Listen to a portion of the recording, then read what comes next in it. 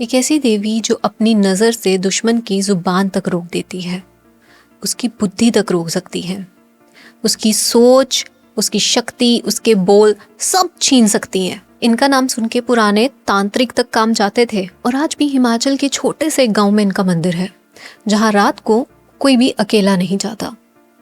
कहते हैं कि वहां की हवा में कुछ तो है, कुछ तो जो सब देख रहा है, कुछ तो जो सब सुन रहा है।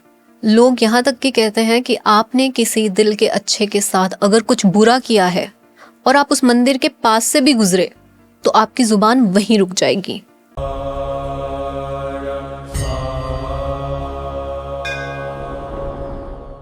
नमस्कार दोस्तों, मेरा नाम हिताक्षी है और ये कहानी है देवी बगलामुखी की। बगलामुखी उन महान 10 देवियों में से एक, जिनसे लोग डरते भी हैं और उनकी पूजा भी करते हैं, जिनके बारे में लोग ये तक कहते हैं कि इनकी शक्ति जितनी शक्तिशाली है उतनी ही उल्टी है और उतनी ही विपरीत है। इनकी शक्ति को समझना आसान नहीं। तो आखिर हम देवी बगलामुखी की बात ही क्यों कर रहे हैं? देवी बगलामुखी की बात इसलिए कर रहे हैं क्योंकि जो मेरे नेक्स्ट सब्सक्राइबर की स्टोरी है, उन्होंने बताया कि किस तरह से देवी बगलामुखी के वहाँ पे जाने के बाद उनकी समस्याओं के साथ साथ और कितने अनगिनत अनचाहे अननोन राजों से, बलाओं से उनको छुटकारा मिला है।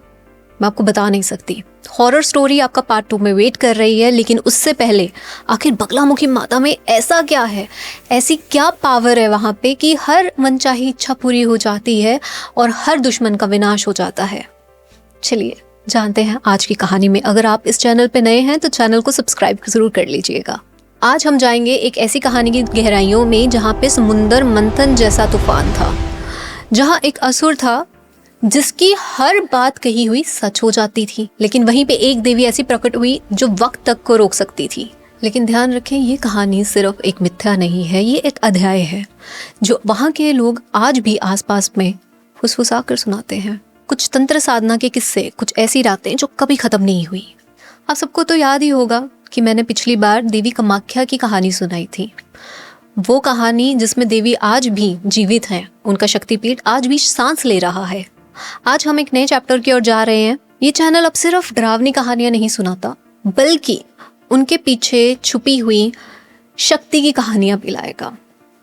उनके पीछे छुपे हुए जिन चीज़ों ने उनको फाइनली आंसर्स दिए, फाइनली उनका छुटकारा दिया, उनको एक सॉल्यूशन दिया, उन सब की कहानी आपके सामने लाएगा, ताकि आपका विश्वास और एंजॉयमेंट बना रहे। लेकिन वहीं पे अगर आपके जीवन में कोई समस्या है तो आपको उसका उत्तर भी मिले। भारतीय तंत्र शास्त्र में 10 देवियों की बात की गई है, 10 अलग अलग रूप की बात की गई है। काली, तारा, त्रिपुरा सुंदरी, भुवनेश्वरी, चिन्मस्ता, त्रिपुरा भैरवी, बगलामुखी, धूमावती, मतंगी और कमलतमिका। ये 10 देवियां हैं जिनके बारे में हमारे शास्त्रों में जिक्र किया गया है। 10 महान देवियां। हर देवी किसी चीज का प्रतीक है, कुछ प्रेम की, कुछ ज्ञान की और कुछ विनाश की। लेकिन इन सब में से एक देवी ऐसी है जिनको उनकी शक्तियों के विपरीत माना गया है, यानी कि ऐसी देवी जो आपकी दुश्मन की जीत को हार में बदल सकती है, उसकी जुबान को खामोशी में बदल सकती है, आपके आंसुओं को हंसी में बदल सकती है। एक ऐसी देवी जिसकी कहानी आज हम लेकर आए हैं, देवी माँ बगलामुखी।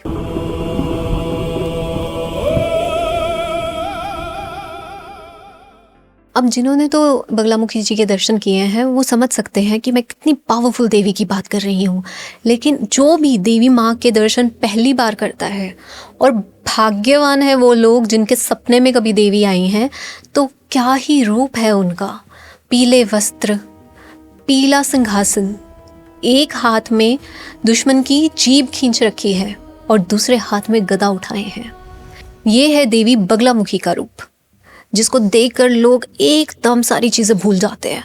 थोड़े टाइम के लिए उनके दिमाग से और सारे ख्याल निकल जाते हैं। ये कोई नॉर्मल मुस्कुराती हुई, नूर से भरी हुई देवी नहीं है। ये देवी है स्तंभन के लिए, यानी कि जहाँ पे जो कुछ है वहीं पे रोक देती हैं। स्तंभन का मतलब होता है रोक देना। ये देवी उस चीज़ का प्रतीक है। किसी भी चीज़ को, किसी भी शक्ति को, किसी बुरे विचार को भी रोक सकती है, जिससे वक्त ही थम जाए। बहुत पुराने समय की बात है, सतयुग का वक्त था। सृष्टि अपने संतुलन में थी, हर चीज जहाँ होनी चाहिए वहीं पर थी। वहीं पर एक दिन अचानक से सब कुछ बदलने लगा। आसमान काले बादलों से भर गया, हवा इतनी तेज चलने लगी कि पेड़ पौधे उखड़ने लग गए, समुंदर की लहरें ऊंची ऊंची आने लग गई। ऐसे लग रहा था जैसे कोई प्रलय आने वाली है। देवता घबरा गए, ऋषि मुनि अपने आश्रमों से बाहर आ गए और देखने लगे कि आखिर ये चल क्या रहा है। कहते हैं इस तूफान के पीछे एक असुर की दिमाग खिसक गया था। उस असुर का नाम था रूरू असुर।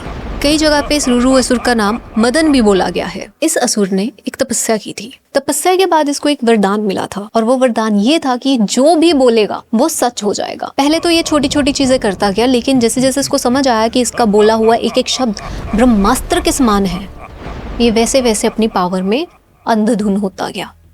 धीरे धीरे इसकी बातें, इसका मन बढ़ने लगा, बुरी बातों की ओर जाने लगा और इसने ठान लिया कि क्यों ना एक बार के लिए सृष्टि को खत्म करके देखा जाए। और ये उस राह पर चल पड़ा। उसने बोला कि ये सृष्टि डूब जाए। समुंदर का पानी ऊपर उठने लग गया। उसने बोला कि ये धरती जल जाए। आग फैलने लग गई। देवता इस तरह से पूरे सृष्टि का विनाश होते हुए देख रहे थे। वो डर गए। वो विष्णु जी के पास गए। अब विष्णु जी के पास गए तो विष्णु जी तो है ही इस धरती के पालन करता। वो एक हरिद्र करके एक जगह है, वहाँ पे जाते हैं और वहाँ पे एक सरोवर है, वहाँ पे जाके बैठ जाते हैं तपस्या के लिए, जिसे आज के लिए हम हरिद्र सरोवर कहते हैं। वो मध्य प्रदेश में बगलामुखी धाम में है। आज के मध्य प्रदेश में बगलामुखी धाम पे। तो वहाँ पर जाके वो बहुत ही ज़्यादा कठोर तपस्या करने लग जाते हैं। विष्णु जी तपस्या कर रहे हैं। काफ़ी टाइम तपस्या करने के बाद उस सरोवर का जो पानी है वो पीला हो जाता है एकदम से। जब उनकी तपस्या चरम सीमा पे पहुंची तो उस पूरे सरोवर का पानी पीला हो गया। उसमें से एक देवी प्रकट हुई। वो देवी पीले वस्त्र धारण करे थे, एक हाथ में उनके गदा था और उनकी जो सिंहासन था वो भी पीले रंग का आया था। उन्होंने उसी टाइम पे, जैसे ही वो प्रकट होती हैं, उसी टाइम पे वो असुर की ओर देखती हैं और उसकी ज़ुबान पकड़ लेती हैं। जब देवी उसकी ज़ुबान पकड़ लेती है तो उस असुर के शब्द वहीं रुक जाते हैं। उसकी बुद्धि, उसकी सोच, उसके कदम सब वहीं रुक जाता है। जो एकदम से हाहाकार पूरी सृष्टि पे फैली हुई थी वो सब वहीं पे रुक जाती है। इसीलिए देवी को स्तंभन की देवी कहा गया है। असुर चलने की कोशिश करता है लेकिन उसके पैर आगे नहीं बढ़ पाते। वो कुछ बोलने की कोशिश करता है लेकिन जिसकी जीवा ही पकड़ ली गई हो वो बोल नहीं पाएगा। अब आप खुद देखिए, आप अपनी जीभ पकड़ के ऐसे करके कुछ बोलने की कोशिश करेंगे, आप नहीं बोल पाएंगे। वही हुआ था उस असुर के साथ। और यही है माँ बगलामुखी की शक्ति, स्तंभन शक्ति। किसी भी बुरे विचार को, किसी की बुरी चाल को, कुछ किया कराया, सब कुछ जो ऑलरेडी चल रहा है, अपने पूरे ट्रैक पर है, उसको वहीं पे रोक सकती हैं। आपके दुश्मन को वहीं पे रोक सकती हैं। ये है माँ बगलामुखी की शक्ति। कहते हैं माँ बगलामुखी के पास जो भी जाता है वो कभी भी किसी के हराए नहीं हरता। लेकिन ये भी आपको याद रखना है कि उनका प्रकट होना ही कहाँ से शुरू हुआ था, जब किसी को किसी चीज़ का घमंड आ गया था, किसी असुर को किसी शक्ति का घमंड आ गया था। तो जो मर्जी कर लीजिए, जितने मर्जी शक्तिपीठों पे चल जाइए, महान देवियों के पास चल जाइए, जितने मंदिर, मस्जिद, गुरुद्वारों में माथा टेकना है टेक लीजिए, लेकिन अगर आपकी नीयत साफ नहीं है तो कोई भी देवी, कोई भी गुरु, कोई देवता, भगवान आपकी रक्षा नहीं कर पाएगा। अभी तक की कहानी एक पौराणिक कथा है, लेकिन अब जो मैं आपको आगे बताने जा रही हूँ वो बहुत सारे तांत्रिकों की और बहुत सारे लोगों की ऐसी कहानियाँ हैं जो कि बहुत ही अलग हैं, बहुत ही ज़्यादा गहरी हैं। बगलामुखी की उपासना कोई सामान्य तरह की उपासना नहीं है। ये तंत्र की देवी है और तंत्र शास्त्र में कहा गया है इनकी साधना सबसे ज़्यादा सावधानी से करनी चाहिए। अब माँ बगलामुखी की साधना कोई आसान प्रैक्टिस नहीं है। इनकी साधना इनफैक्ट सबसे ज़्यादा कठिन साधनाओं में से आती है। ये एक तांत्रिक साधना है और सबसे पहले जो ये साधना शुरू करते हैं उनको सबसे पहले एक बात कही जाती है कि कुछ भी हो, इनकी साधना सबसे ज़्यादा ध्यान से करनी चाहिए। पर आखिर ऐसा क्यों?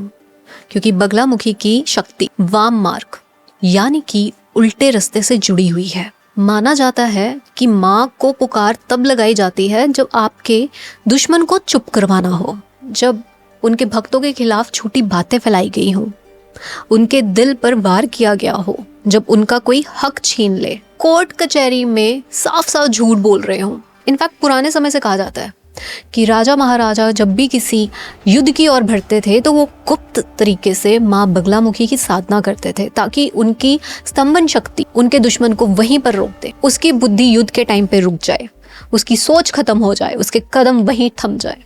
लेकिन ये तो एक बहुत शक्तिशाली चीज है ना, और शक्ति जिसके पास भी होती है, कहीं ना कहीं उस व्यक्ति को इस शक्ति का घमंड आ ही जाता है और वो फिर इसका गलत इस्तेमाल करता है।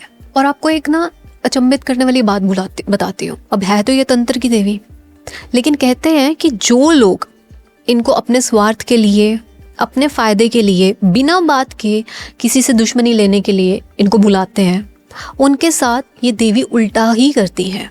और ये जो उल्टा होना है ना, ये बहुत डरावना माना गया है। जितना आपका दुश्मन का नहीं करेगी उतना आपका कर देंगी। इसी से रिलेटेड आपको एक कहानी सुनाती हूँ। पुराने समय की बात है, एक तांत्रिक था, उसने काफ़ी देर तक माँ बगलामुखी की पूजा की, आराधना की। जब उनको उसकी प्राप्ति हुई, उस शक्ति की प्राप्ति हुई, तो उसमें घमंड आ गया। अब वो कहने लगा हर एक कोई कि मेरे लिए पैसे लाओ, मेरे लिए ये चीज़ लाओ, मुझे जो भी उसको पसंद आता था वही वो मांग लेता था। और फिर उसने क्या किया कि वो एक गांव में जाके सभी से इसी तरह से लूट मार करने लग गया कि पैसे दे दो, किसी की लड़की ले लो, या इस तरह से काम करने लग गया। तो अब जिसके पास जो जो चीज़ थी, जैसे जैसे था, वो बेचारा उतना उतना करता गया, गांव में चला गया था वो। और हर एक को यही कहता कि अगर तुम मुझे नहीं दोगे तो मेरे पास एक शक्ति है, मैं तुम्हारी ज़ुबान बंद कर दूंगा या मैं तुम्हारा कार्य बंद कर दूंगा। तो सब ऐसे हो जाते थे कि अगर यार हमारा दिमाग ही काम करना बंद कर गया या हमारी सोच ही चलना बंद हो गई, हम तो पागल हो जाएंगे, फिर हमारे जीवन तो व्यर्थ है। तो जितनी जमा पूंजी हम इसको दे देते हैं ताकि ये हमें कुछ ना करे। और है भी तो तांत्रिक, पुराने समय की बातें हैं ये। उसी टाइम पे ये एक किसान के घर गया, गरीब किसान के घर। उसको बोला कि तेरे पास जो पैसा है इतना इतना मुझे दे दे। अब वो कहता कि देखिए मेरे पास तो पैसा नहीं है, उसके पास पैसा था। ये कहानी कहीं रजिस्टर नहीं है, मुंह जबानी सबको सुनाई जाती है। उस किसान के पास थोड़ा सा पैसा बचा था जो उसने अपनी बेटी की शादी के लिए रखा था। वो कहता देखिए मेरे पास कोई पैसा नहीं है तांत्रिक जी, मुझे माफ़ कर दो। तो कहता है कि अच्छा मेरे से पंगा, अब तो मैं तेरी ज़ुबान बंद कर दूंगा और तेरा काम भी बंद कर दूंगा। वो बेचारा जो ऑलरेडी गरीब, जिसको ऑलरेडी मतलब अपने कर्मों का सज़ा भोग कर रहा है, जो सारी चीज़ों का भोग करने आया है, वो क्या बेचारा जीवन जी रहा है, उसके ऊपर से उसको ऐसा बोला। तो कहते हैं कि उस रात जब वो उससे पैसे जितने भी उसको दिखे उतने छीन कर जब वो अपनी कुटिया में गया और रहने लगा वहाँ पर, उस रात को उसकी कुटिया से बहुत ज़्यादा चींकने की आवाज़ें आई। लेकिन ऐसी चींकने की आवाज़ें नहीं जैसा नॉर्मल कोई चींकता है, ऐसी ज़ुबान से चींक रहा था जैसे उसकी ज़ुबान किसी ने पकड़ रखी हो। और पूरी रात वो चींकने की आवाज़ आई है। लोग गांव के इकट्ठा होकर उसकी कुटिया से आवाज़ आते हुए सुनते रहे, पर आखिर वो तांत्रिक था, रात को कौन जाने की हिम्मत करे। अगले दिन सूर्योदय हुआ, उसके कुटिया में गए, जाकर देखते हैं तो तांत्रिक ना वहाँ पे बेड पे लेटा हुआ है। वो कोशिश कर रहा है उठने की, पर उससे उठा नहीं जा रहा। फिर उसके बाद ना वो कुछ ना कुछ बोलने की कोशिश कर रहा है, कुछ तो कह रहा था, बट वो नहीं कह पाता है क्योंकि उसकी ज़ुबान तो देवी बगलामुखी ने पकड़ रखी थी। अब ये कहानी सच है या नहीं, या तंत्र साधना करने वाले लोगों को सुनाई जाती है ताकि वो अपनी तंत्र साधना का कोई दुरुपयोग ना करे, ये तो नहीं जानती। लेकिन ये कहानी अगर कहीं ना कहीं से चलती आ रही है तो यूं ही तो नहीं उठी होगी, कुछ तो सत्य होगा इसमें। अब बात करते हैं बगलामुखी के धामों की, कि ये माता का मंदिर जहाँ जहाँ पे है उधर की बात करते हैं। सबसे पहले बात करेंगे हम कांगड़ा में स्थित, हिमाचल के छोटे से गांव में स्थित ब्यास नदी के पास देवी माँ का मंदिर है। वहाँ की जो मूर्ति है ना वो स्वयंभू है।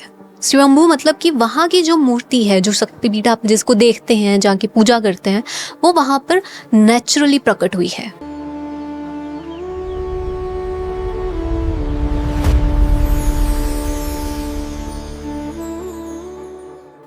वो वहाँ पर खुद आई है, उसको ला कर रखा नहीं गया, स्थापित नहीं किया गया, वो वहाँ पे नेचुरली आई है और उसके आसपास मंदिर बनाया गया है।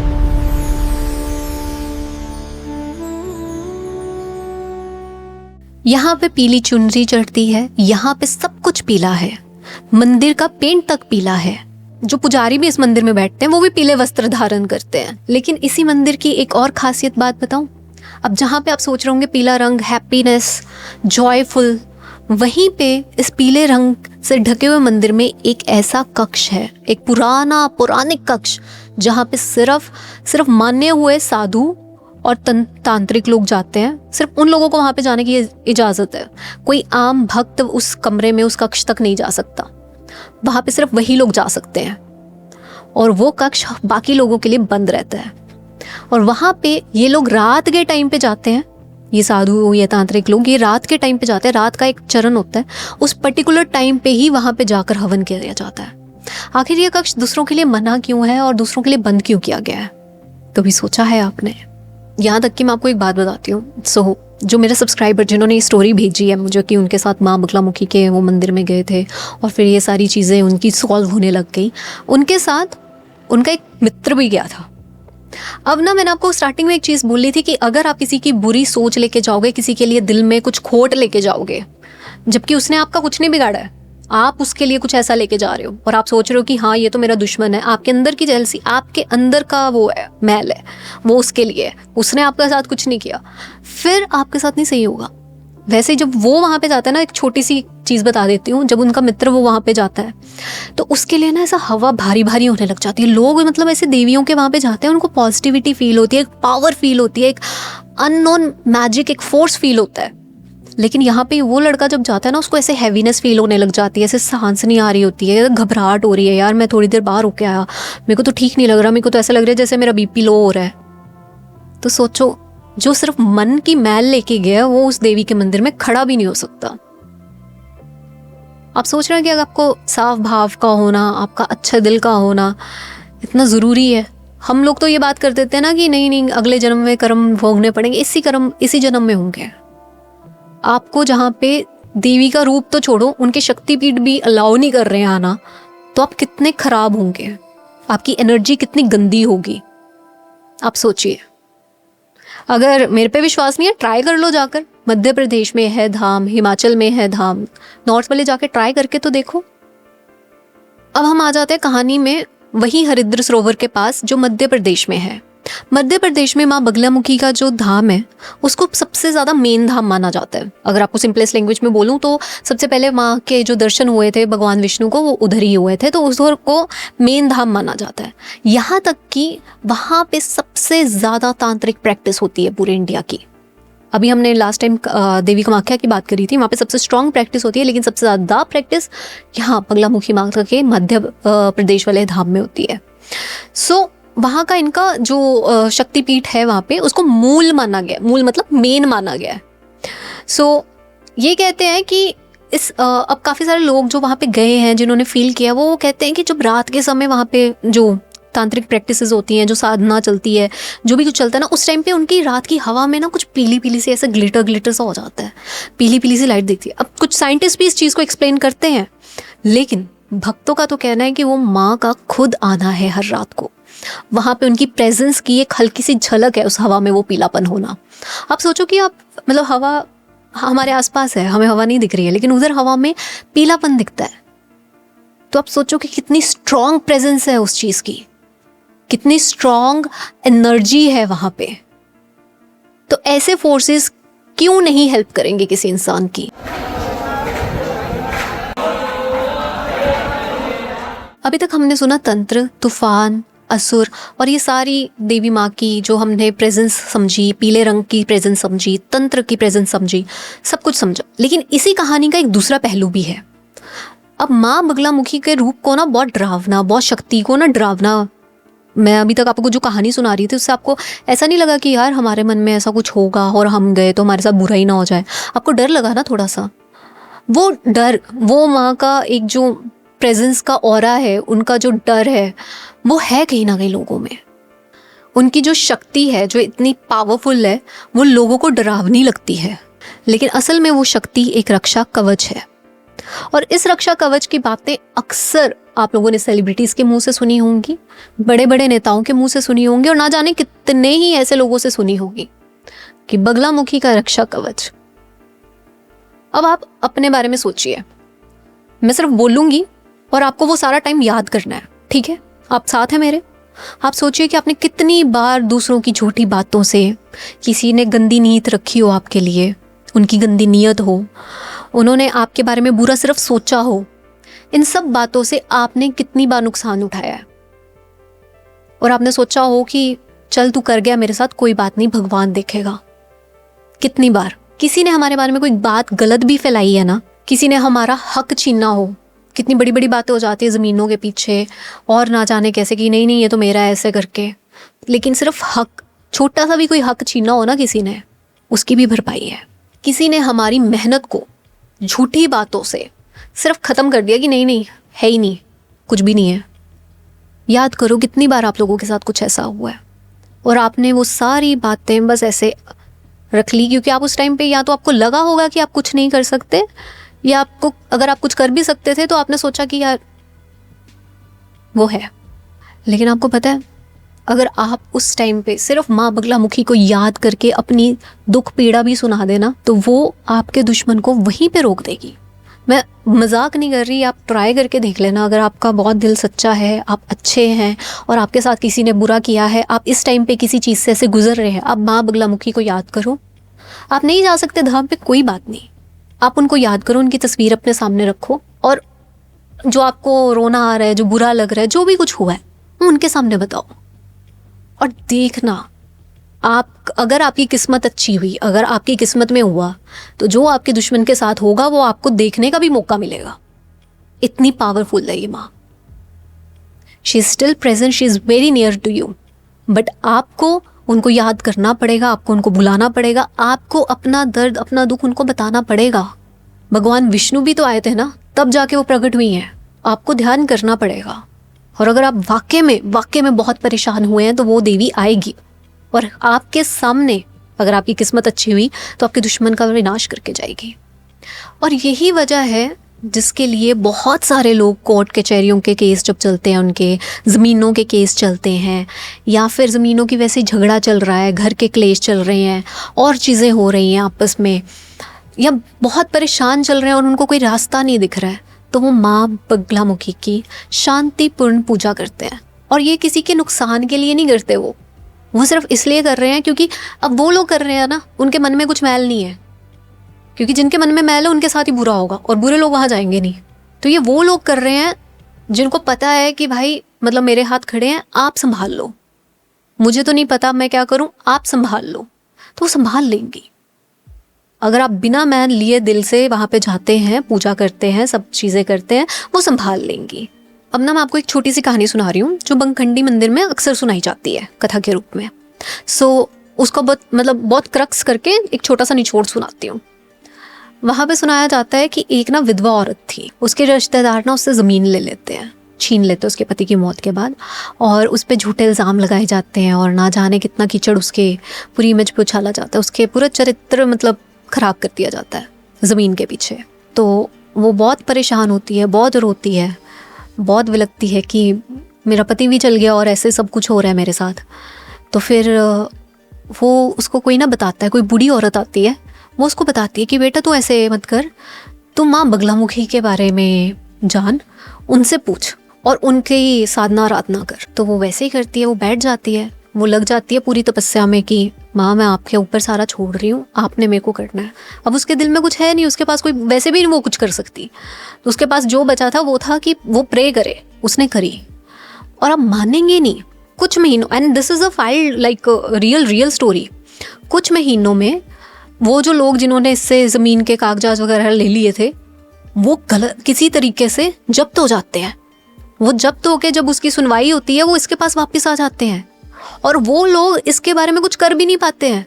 आप सोचो, जो चीज़ हमेशा हमेशा के लिए बिखर गई थी, उसकी पूरी ज़िंदगी ख़त्म हो गई थी, मरने वाले कगार पे थी, वहाँ से माँ बगलामुखी ने उसका कुछ महीनों में साधन कर दिया।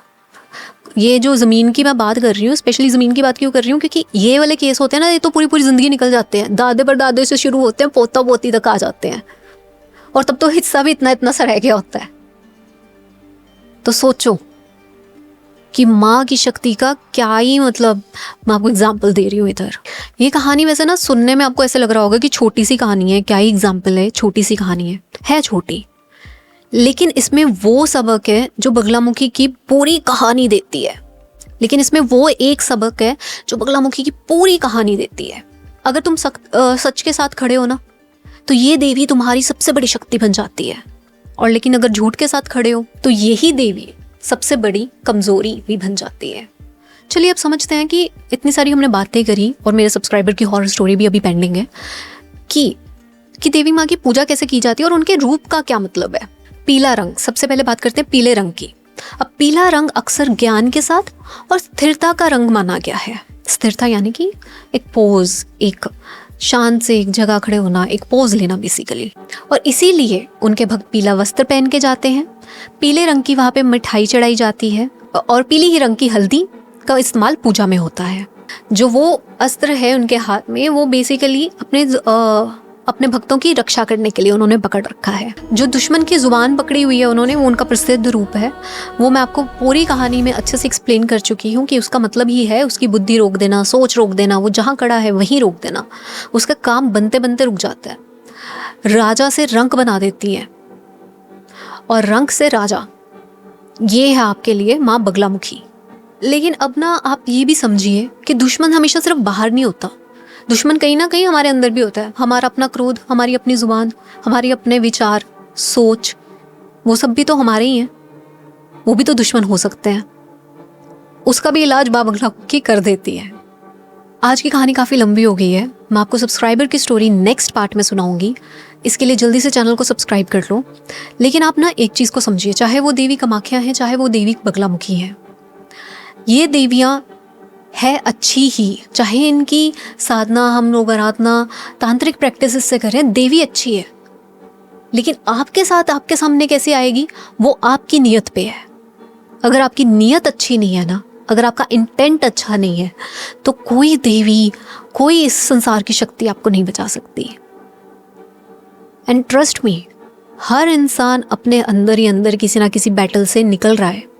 सो आप ये मत सोचो कि अगर वो बाहर से खुश है तो वो अंदर से भी खुश होगा। ये जो ऊपर वाला है ना, इसने पूरी चक्कर पूरा अच्छे से घुमाया हुआ है।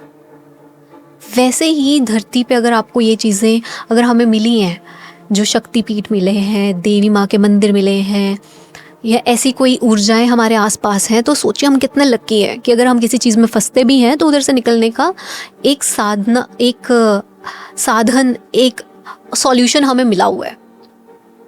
सो अपनी नियति अच्छे रखें और नेक्स्ट स्टोरी के लिए बने रहें।